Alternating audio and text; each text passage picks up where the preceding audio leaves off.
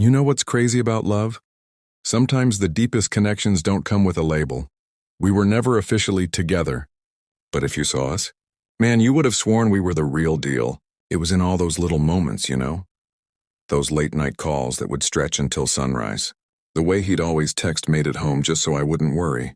We had these inside jokes that would make us burst out laughing while everyone else just stood there confused. And those looks across the room? When something funny would happen, our eyes would meet and we just knew. People would ask us all the time, "So, are y'all talking?" I'd awkwardly say no. He'd play it cool with, "We're just friends." But we both knew it was more than that. Way more. He knew exactly which songs could calm my anxiety.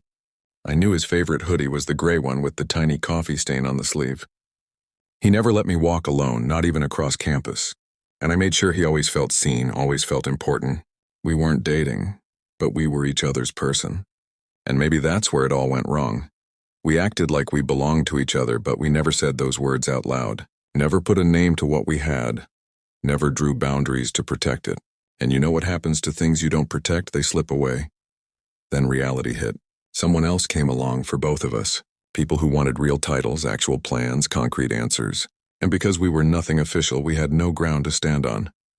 No reason to fight for whatever we were. The ending wasn't dramatic. No tearful breakup, no heated arguments. We just drifted, like clouds slowly separating in the sky. Now we pass each other like strangers. Quick, polite smiles. Weather talk. Small talk. And nobody would ever guess that once upon a time we weren't dating. But we were everything. You know what's funny?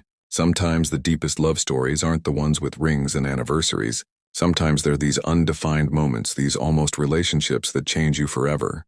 Because even though we never made it official, what we had was real. It was everything.